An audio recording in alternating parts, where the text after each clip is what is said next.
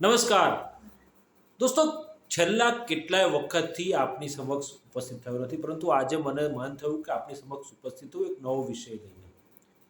દોસ્તો, છેલ્લા ઘણા વખતથી અમદાવાદ શહેર ટ્રાફિક પોલીસે એક ઝુંબેશ શરૂ કરી છે. રોંગ સાઈડ પર વાહનો ચાલતા હોય તેમની સામે કાયદેસરની કાર્યવાહી કરવાની. કાયદેસરની કાર્યવાહી પહેલાં થતી હતી, દંડ ફટકારવામાં આવતો હતો, દંડ વસૂલવામાં આવતો હતો, પરંતુ હવે તો એફઆઈઆર કરી તેમની ધરપકડ કરવામાં આવે છે, ગુનો દાખલ કરવામાં આવે છે. આ પ્રકારની કાર્યવાહી શરૂ થઈ છે અને તેની ફાંકા ફોજદારી અમદાવાદ શહેર પોલીસ દ્વારા રોજે રોજ સોશિયલ મીડિયા પ્લેટફોર્મ એક્સ પર કરવામાં આવે છે. અને આટલા કેસ કર્યા, આટલા સામે એફઆઈઆર કરી, આટલી ધરપકડ કરી રોંગ સાઈડ પર વાહન ચલાવતા.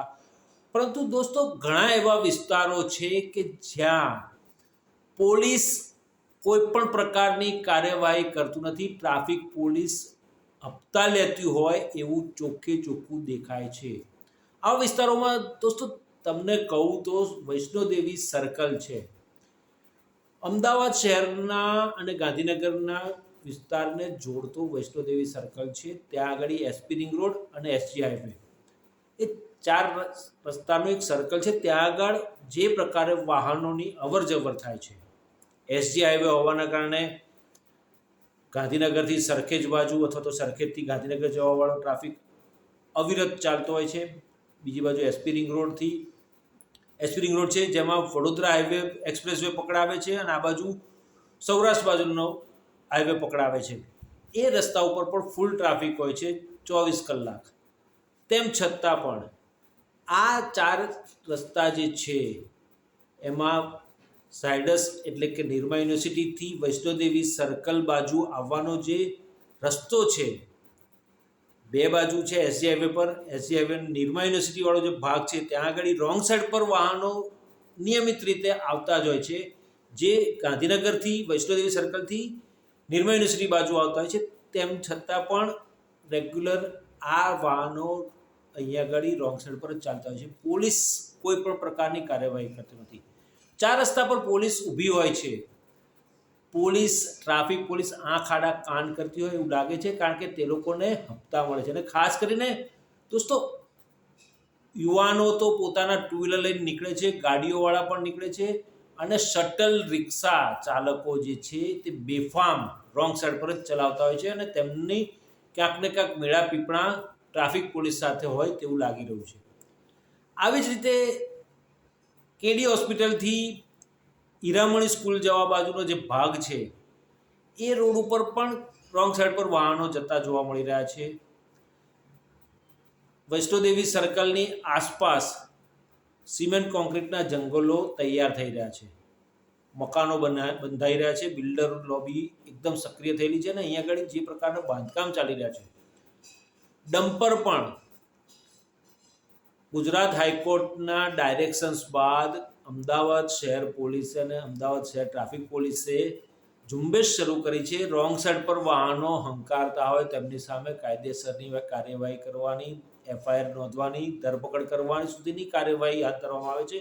પરંતુ વૈષ્ણોદેવી સર્કલ પર કોઈ પ્રકારના કાયદા કાનૂન લાગુ પડતા નથી એવું લાગી રહ્યું છે. કારણ કે અહીંયા આગળ જે બિલ્ડર લોબીઓ જે છે, બિલ્ડર લોબી આખી જે બિલ્ડિંગ કન્સ્ટ્રક્શન ચાલી રહ્યું છે, ધોમધોકાર કામકાજ ચાલી રહ્યું છે, 24 કલાક કામ ચાલી રહ્યું છે.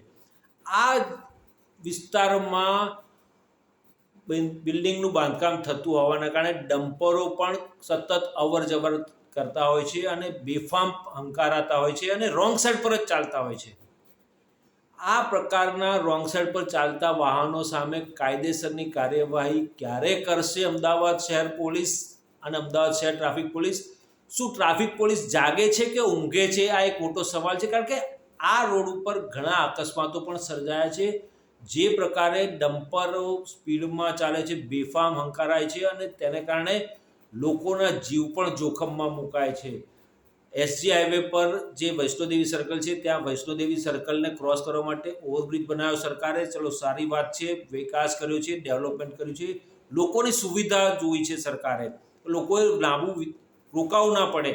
જેન લોકોને કન્ટિન્યુઅસ જવું છે સરખેજથી ગાંધીનગર સતત વિના વિઘ્ન જવું છે તે લોકો જઈ શકે એ માટે ઓવરબ્રિજ બનાવ્યો છે. ઓવરબ્રિજ બનાવ્યો છે ઘણી સારી વાત છે, ડેવલપમેન્ટ કર્યું સારી વાત છે, પરંતુ જે પ્રકારનું ટ્રાફિકનો નિયમન હોવું જોઈએ, ટ્રાફિક સેન્સ હોવી જોઈએ લોકોમાં, અમદાવાદના લોકોમાં ટ્રાફિક સેન્સ નથી. અને ટ્રાફિક સેન્સ નહીં હોવા પાછળ ટ્રાફિક પોલીસ જ જવાબદાર હોય તેવું લાગી રહ્યું છે. કારણ કે ટ્રાફિક પોલીસ બિંદાસપણે કોઈ પણ જાતની કાર્યવાહી કરતા નથી અને ચાની કિટલી પર કે પાન મસાલાની દુકાન પર ઊભા રહી અને ટોળ ટપ્પા મારતા હોય છે અને કાર્યવાહી કરવામાં ક્યાંક ને ક્યાંક આંખ વિચારણા કરતા હોય છે. ત્યારે આ સંજોગોમાં અમદાવાદ શહેર પોલીસ અને અમદાવાદ શહેર ટ્રાફિક પોલીસ જાગૃત થાય.